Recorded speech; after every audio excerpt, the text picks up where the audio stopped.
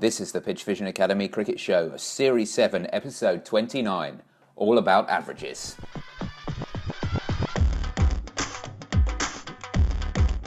Coming up on this week's PitchVision Academy Cricket Show, we look at the obsession of cricketers over their average. Does everyone have the same thought about those numbers?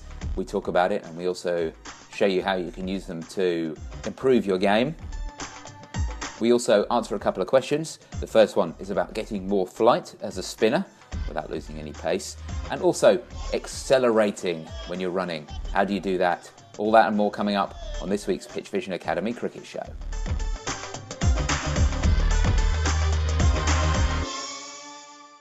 Welcome to the PitchVision Academy Cricket Show.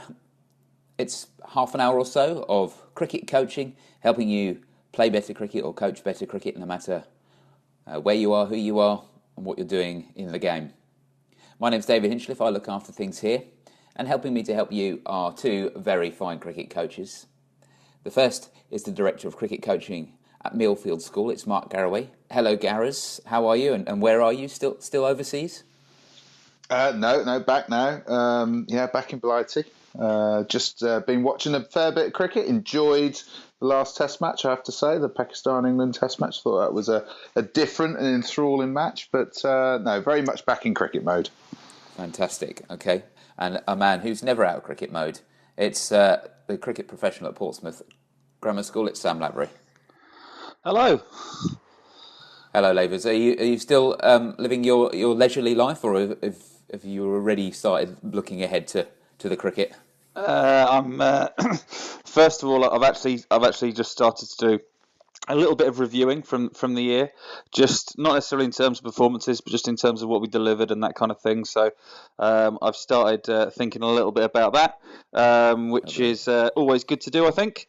And then also I'm just working with a few people. I'm not doing lots, which is quite nice actually. So reasonably leisurely, although not as leisurely as the first week of the summer holiday was, which was paradise.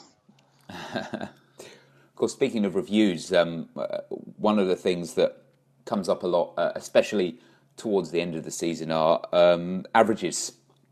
It's one of the things that you can guarantee people will crowd around. If you put up the averages up in the changing room or on the notice board somewhere in the cricket club, you can pretty much guarantee that people will be gathering around them straight away to find out how they did.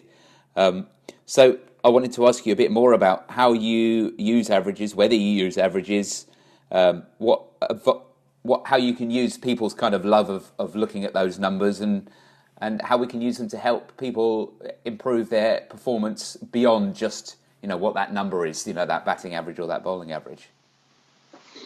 Well, I think that averages are pretty much flat stats now. It was something that we used to take a lot of interest in, as you say, and they're pretty flat stats that don't always tell a full picture. And there are other ways of combining averages with other types of information that can give that fuller picture, which is something that I try to do a little bit now. However, you can't get away from the fact that averages have been with us forever, really, or it seems like it in my lifetime anyway, that is for sure. And there are a lot of people that are motivated or inspired, are always looking to their average as the defining thing in their, how they've been performing. So if I get to know somebody is keen on their averages and their numbers and that type of thing, then I will very much use them from a motivational point of view. I might use them when I look at coaching intervention. So in particular, let's take an average, but let's split it a little bit. So let's try and work out what somebody's average is against spin, as opposed to playing against just all types of bowlers, breaking it down a little bit more. And it could be my way in to get to a coaching intervention a little bit further down the line by saying, well, should we have a look at off spin? Because I've noted recently that the average against off spin has dropped down to 20. Is that where you want it to be? They're likely to come back and say, no, if they're a top order batter, they want to be averaging a lot more against off spin. And it can open up those discussions. But, as we talk about virtually every week on the show, it's about knowing your player, because if you go in with that type of approach with somebody who's not interested in their average at all, then often that can put up the blockers, and that's not necessarily a good thing when it comes to a coaching relationship. I don't know whether it's bias on my part, being a bit of a stats guy, but I think there's two types of cricketers: those who are interested in their averages, and those who say they're not interested in their averages, but actually are interested in their averages. Do you think that's true, Lavers? I think you're probably accounting for the majority there. There are still a few who I think really don't pay any attention to that kind of thing, and they'll have a belief in kind of gauging performance in a different way, and whether or not they actually do that or don't do that is going to be different person to person. But I think you're right. Most people probably have an awareness or an interest of it, and then there's a big other group of people who are just playing a bit cool, aren't they? Yeah, yeah, definitely. Oh, I'm not interested in that, but I'm averaging I'm averaging 42.67.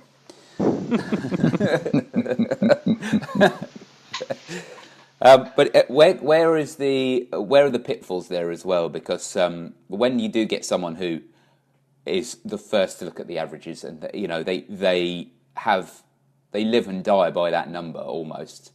Where are the pitfalls to that with a player, Lavers, would you say? Well, I guess what you're looking to do is you're looking for a way of gauging success, and success isn't necessarily a high average, because we're looking for people that are going to perform to a level or perform in a way that's going to win matches.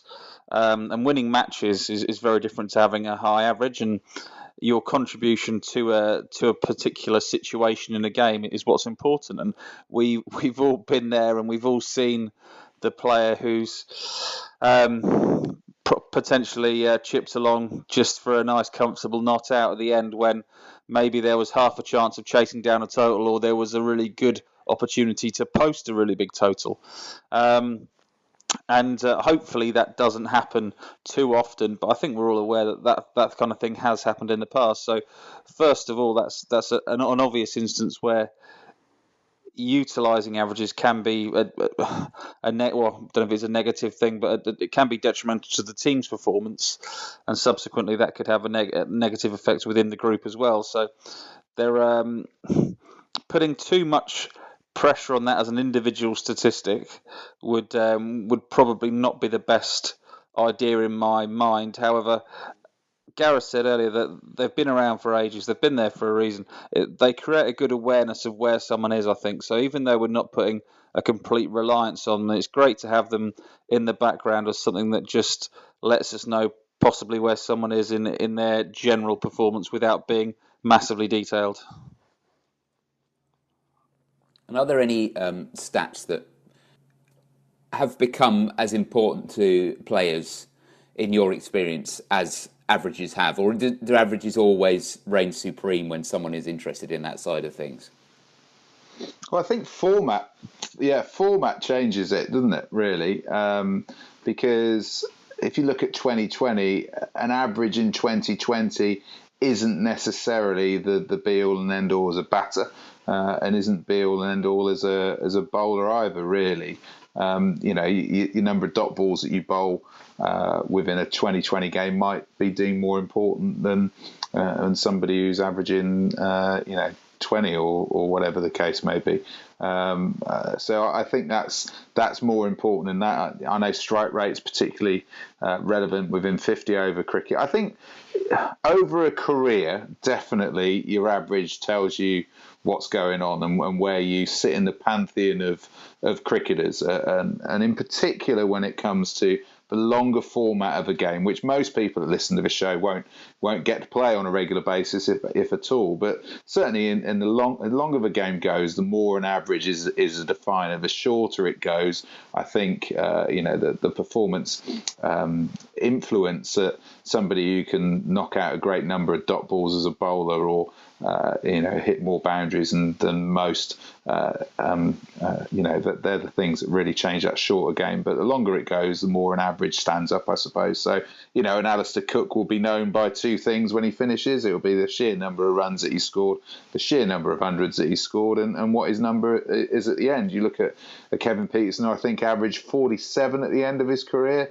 I'm sure that he'd have been a massive fan of averaging more than 50, which is sort of that benchmark at Test match cricket that people aspire to nowadays. Whereas 10 years ago, 15 years ago, people looked at 40, didn't they, in Test match cricket, and that was sort of the marker which distinguished the great from the good. So the longer the game goes, the averages are more relevant to me. And it's a bit of a shame, really, that there isn't an easy way of measuring the importance of batting and bowling performances rather than just the raw numbers. Because if you bowl really well against an inferior side, then the value of that wicket and the value of taking wickets for a low number of runs is less. But it's the same because it's a number. It's exactly the same as if you got out, the top 6 of the current England team. They're both just a wicket. Yeah, I think this is where things like that, the most valuable player stuff that happens on a number of the apps now that people score games on, actually does start to give you a little bit of a read on what somebody's influence on the game. I'm sure Sam's had experience of those as well, but it's something that I know that the players that I work with are spending as much time looking at as their averages nowadays. I was going to go down the route of things like the MVP type stats, and people can have their own method within their group if they want to, if they don't score through a particular app or on a particular system. But an algorithm, I think, would be the word, but a formula that has some kind of accreditation for giving different points and different values to scoring runs at different times against different bowlers, or batting against or bowling against different batsmen, and restricting different batsmen, or taking wickets against people at different stages in the order, taking the ripping out the top 4 rather than getting the cheap ones down at the bottom, which are obviously nice to get but probably don't hold the same value to the whole result. Sounds like a PitchVision project to me. Yeah, too right. Okay, let's finish this section with the yes-no round. 3 questions that can only be answered yes or no, no matter how much more the team want to say. I've got the questions, so let's fire away. First question. Goals improve self-belief? Yes. No. Second question. All young cricketers should learn to play short, fast bowling? Yes. Yes. Third question. Running and direction change technique need to be coached? Yes. Yes. It's at this point of the show that we dip into the mailbag. We put out a couple of questions that have been sent in by listeners to the show, or maybe readers to the PitchVision Academy website, and we answer those questions. We do our best to do that as well as we can, and whether we do that or not, we choose the best question of the week that wins a prize, which is an online coaching course from PitchVision Academy at pitchvision.com. You can find out more about that by going to the website, and if you want to send in your question, you can email coach@pitchvision.com or contact us via social media, which we'll tell you about towards the back end of the show. The first question has been sent in from Ravi, and he sent it in via Facebook, speaking of social media. And Ravi says, "Hi, I'm a left-arm spinner playing district cricket. My bowling base is a lot flatter compared to other spinners. Please give me advice so that I can improve my flight. Thank you very much." Yeah, good question, Ravi. I'm going to give you a drill rather than any technique. And it's a drill that I took, and I'm sure many other coaches out there have as well, from Terry Jenner, the late Terry Jenner, who was Shane Warne's bowling coach, or his mentor. And it's something that stood me as a coach in fairly good stead over the last few years working with spinners. And also, it's so simple, it's frightening. And you can develop what he called his spin kit. And his spin kit was a bit of string, which would go across a net, and that bit of string would be put up just above the batter's eyes, and it would encourage the bowler to feed the ball, to bowl the ball over the top of that bit of string, and then a marker, and you can get those flat discs now, can't you, that you can land the ball on, and they don't tend to change the deviation of the ball, so somebody can bat against those as well. And he would put the string up and then put the marker beyond it, and the aim really being to be able to bowl the ball over the top of the piece of the string and still hit that marker, which is on a length or on a drivable length, depending on what you're trying to achieve with your bowling as a spinner. And it was a brilliant piece of kit. You know, it doesn't cost very much at all, to be honest, and you can even make it yourself if you want to. And it's worked really well for people. And of course, the way that you can work with it is to change where that piece of string goes, to change the height of it. You might want to change the length as you get really good at getting this ball to go up over the top of the string and down. What tends to happen is that back in your action, something is enabling that to happen. And it goes back to that coaching the intention, i.e. get the ball up and over the string and onto the marker, rather than coaching the action specifically. And it's something that I've really enjoyed working with over the last few years. And so you can have that one, mate, and make your own kit up. Lavis, do you have either any technical advice or a different drill, perhaps? Yeah, well, I think that is actually a really good drill to, as he said, coach the intention, which is a really good starting point. And I think that's the way that we would probably like people to learn, if possible, most of the time. So what will hopefully happen is that you'll get your bit of string, you'll put it up, and things will start to happen for you, and that'll be great because you'll start to achieve things without being force-fed the information that sometimes makes the learning a little bit less valuable. But if things aren't happening, I'd start thinking about how we can actually get this thing that we want, which is flight, which is getting the ball up in the air and getting the ball down again. And first of all, if we're quite flat and we're looking to get the ball up and down, we've got to think about how that's going to happen. So we're going to have to think about the direction of the spin and potentially the amount of spin we're getting on the ball. So have a little think about that. Now, an easy way to do that is if you can get a red and white ball, which is half and half, or even if you can't get your hands on one of those and get a cricket ball and just tape the seam up. That is a really simple bit of feedback that will tell you which direction the ball's spinning. Now, if the ball is spinning sideways or sideways and backwards, we're probably going to find that we're not going to be able to get the ball dipping a great amount. Because of that, we're not going to be able to get it up a great amount. That's where we're going to find a lot of bowling the ball quite flat, because if we bowl the ball up in the air, it will just keep going up in the air a little bit more, and we'll be quite full. So if we can think about how we can get the ball spinning forwards, and again, we'd start by coaching the intention. So, right, can you get the ball spinning forwards for me? Can you get that seam spinning towards either third man or fine leg, depending on whether we're bowling off spin or leg spin or left arm spin, etc. For yourself, you'd be looking to, presumably as an orthodox left arm spinner, you'd be looking to get the ball spinning somewhere towards third man or the slips.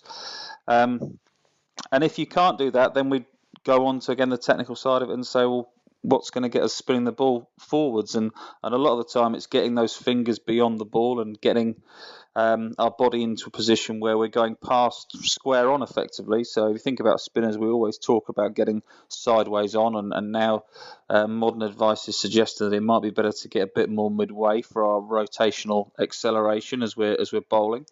But all we're actually trying to do is get to a starting position which allows us to rotate to a position where we're releasing the ball and we're beyond square on with our hips and our shoulders. And that's, again, really down to the idea of getting beyond the ball as we let go of it and our fingers getting over the top of it.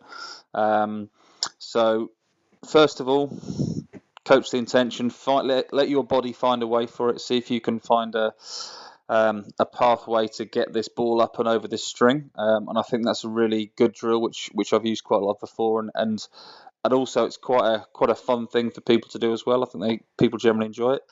But if you can't, think about trying to get the ball spinning forwards, and if you can't get the ball spinning forwards, think about the position you're in at release. And if you've got the opportunity to video yourself, have a little video from sideways on, so 90 degrees into the crease, and just look at your hip, your shoulder position. Again, if you're not getting to that position, have a look at why. Maybe your feet are a little bit closed off. Maybe you're not working very hard with your hips or with your upper body, etc. But yeah, ideally, Gara's drill will tidy you up, and you won't have to get involved in all of that. Going back to that drill, where you mentioned the height of it would be just above the batsman's eye line, but where on the pitch roughly would you start with the string, or someone who hasn't done this drill before? Well, I think probably you'd start with it nearer to halfway than you would do the batter to start off with, because it sounds as if in this case with Ravi, he bowls quite flat. So for him to put the string towards the batter end is probably going to be a bridge too far to start off with, and then can become quite demotivating. So I'd rather make it easy to start with, and then as his skill develops and his competency and confidence in the drill develops, he can then start to challenge himself. So I'd rather go that way and make it aspirational as opposed to demotivation. So start relatively simple, make sure that it can be done reasonably well to start with, and then just gradually move it along as confidence and ability grows. Absolutely, that sounds like the way to go. Next question is from Yuvraj, and it's a simple question, and we do love a drill here. So Yuvraj says, can you give me some acceleration drills? Well, there are loads of acceleration drills out there, and presumably we're thinking from the form of maybe a batter or in the field, or even running into bowl. But acceleration is generally acceleration, and we're starting to see a lot more different forms of it within the game as well, with the likes of Woody M, Julian Wood, talking a lot about acceleration of hands and bat through a ball. So there's lots of different ways, but let's go back to the simple method, which would be running, I suppose. And I think one of the key things for anyone who's not particularly quick is that they go and actually seek something. I think I could name loads of players who I've known for 10, 15 years, and 15 years ago they were slow, and surprise, surprise, 15 years on they're slower. And I'm sure Gareth could do the same. I'm sure you could do exactly the same, David. It seems to be something that people are very keen to work on skills. People might be happy to think about generating more pace or power as a batsman. But speed between the wickets and acceleration and agility and deceleration and those kind of things, which in essence bring us runs fairly directly, are still things that aren't worked on a great amount yet. Yet it seems like a crazy thing to do, because they are the things that will win us games. So simple drills, first of all, practice doing it. So again, people who aren't very quick, go and practice sprinting. Go and practice that first 8 steps, 10 steps, 12 steps.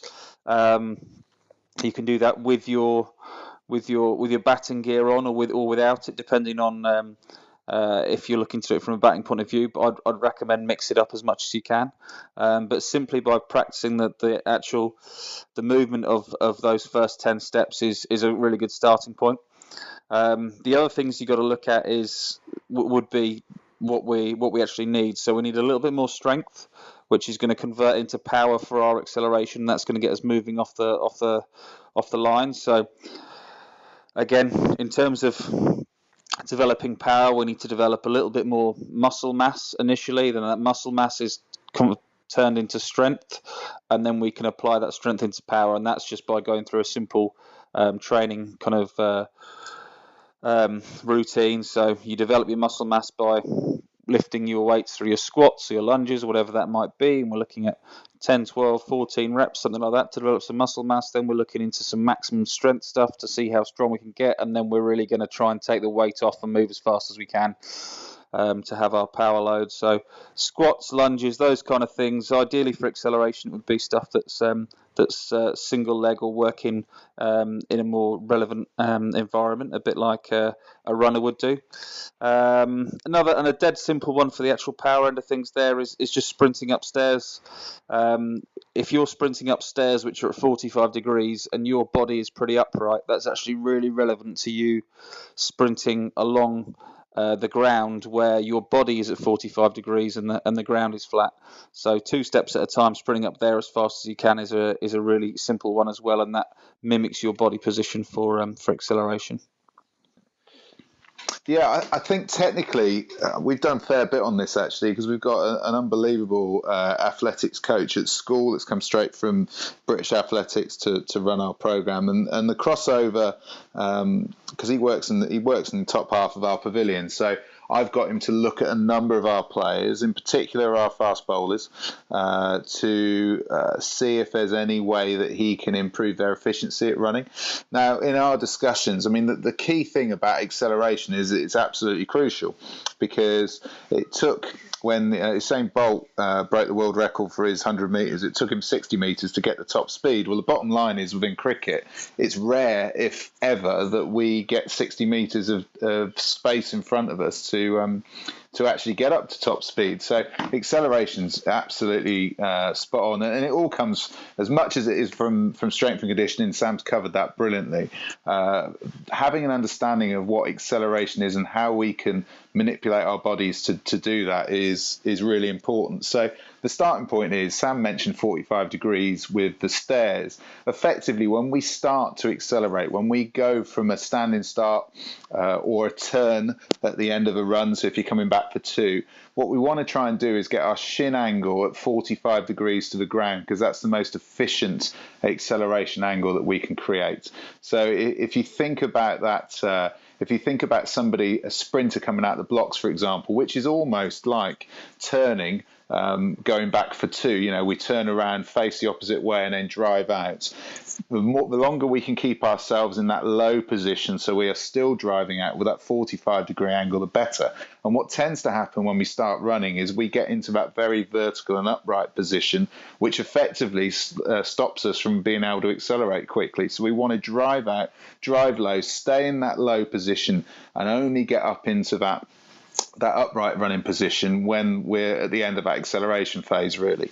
Watch it's a great time, isn't it? We've got the Olympics on the telly now. We've got all the sprinters out there. Watch the way that they run. Watch the way that they stay in that low position for as long as possible before they get up into their upright running position. And that's all about acceleration. So here's a drill for you, which is a classic sprinting drill. Up against a wall, push your hands up into the wall, get your body into that position where your back leg is at 45 degrees, okay, and do 3 running strides where you're trying to replace your feet back into that 45 degree angle, and then the next 3 strides you start to raise your knees and you end up with your chest up against the wall. That's one drill that you can do. Another drill that you can do is to get up onto your tiptoes and let your head and chest go forward. So you're on a line, you get up onto your tiptoes, let your head and chest fall forward, and as they fall forward, your shin angle will go towards 45 degrees, and then you run off into the distance. Another one could be that you lie flat on the ground, for example, which might, which is something that we see in cricket, isn't it? We're flat on the ground after a dive, but instead of getting up onto that 3-point contact or back onto your feet to throw, get yourself from a line prone on the ground, and then push yourself up and sprint off into the distance, trying to keep that low position with that 45 degree angle. Being prone on the ground is really good, because we can't go straight into that upright position and go fast forward. We have to stay low from that prone position, coming out of that prone position to go forward. Another one is using a prowler. This is a bit of kit that we see a lot of professional cricketers use nowadays. That low position that you are pulling that prowler in to try and generate power is effectively exactly the same as an acceleration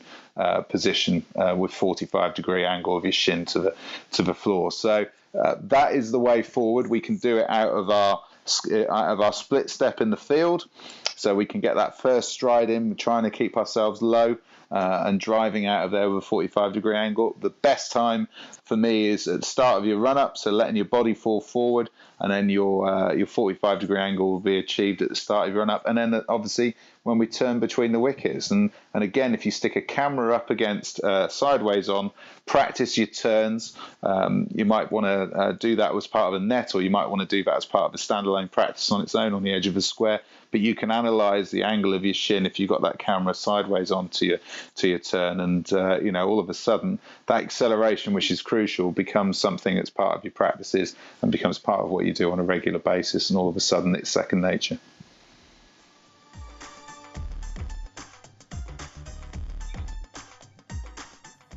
I'm joined again by Khyati Gulani. Hi Khyati, how are you? I'm pretty good. Today the weather is very nice and very pleasant here. It's raining a lot here, And you could say like bad weather for cricket, but good weather for fitness and all. Yes, very true. Yeah, and the ducks like it too, don't they? Yes, that's true. So I wanted to chat to you a little bit this week about video analysis and how you use it and how you found it integrates into your coaching. So video analysis, if you'll see, it's a good technology which the coaches have started using from quite some time now.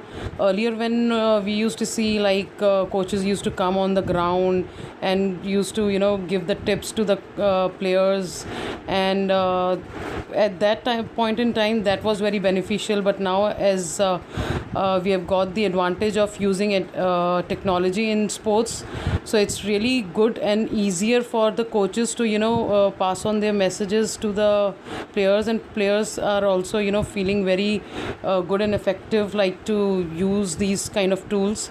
Like as we all know, the famous quote like whatever we listen is like we remember 10% of that, and what we see and repeat is like 20%, and 50% is the effectiveness of what we see, repeat and listen.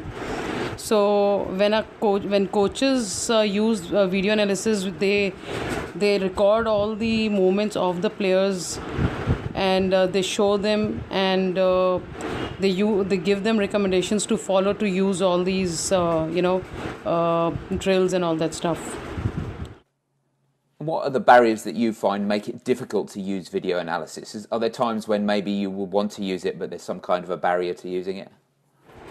Yeah, at times when we don't have that much like place where we can have the plug-in points and all that stuff, and sometimes when there are a lot of kids are there, so it's really it gets difficult to do the video analysis of each and every child. So sometimes it gets difficult. Otherwise, when we have all the tools and cameras and all the plug points and all the resources are there, then it gets easier. And that is just about all we've got time for on the show this week. We're going to head off, but before we do, there's one more thing we need to finish off, and that is to decide on the winner of this week's competition, the online coaching course from PitchVision Academy at pitchvision.com. And the two questions who are up for the cup this week is Ravi's question about getting more flight in his spin bowling, and Yuvraj's question about accelerating. So which one did you prefer this week, Gareth? Well, I loved Ravi's question about spin because I think it's such an easy bit of kit that you can have. The spin kit, the Terry Jenner spin kit is magnificent. So have a go with that one. But I've got to go with you, Raj, this week because we don't get a question about things like acceleration, but it's so relevant in the game. And I think through the answers that Sam and myself have given, hopefully there's some food for thought there, and maybe even a course, an online course on it. I've got just the man to deliver that. Gareth, if someone was listening to the show and they were thinking that, actually, I wouldn't mind winning a prize myself and certainly getting my question answered, how could they get in touch with us? Well, they could give us a call on 0203 239 7543 or drop us an email on coach@pitchvision.com. That's right. You can also get us via social media. Our Facebook is facebook.com/PitchVision Academy, and our Twitter is @PitchVisionAcad. And regarding the show itself, if you want to listen to that, very easy to do. You can go to your favourite podcast app on your phone or your tablet or any other computing device that you have, and you can search for PitchVision Academy in there. Click on the subscribe button to get the goodness every week. And if you want to go to the PitchVision website to stream the show or download it directly onto your computer, get all the old shows with the previous show notes, you can do that as well by going to pitchvision.com/academy and clicking on the podcast link for all the details there. That's all for this week. We hope you listen next week, but until then, have a good week. Cheers, Gareth. Cheers, Lavers. Cheers, fellas. Cheers, guys.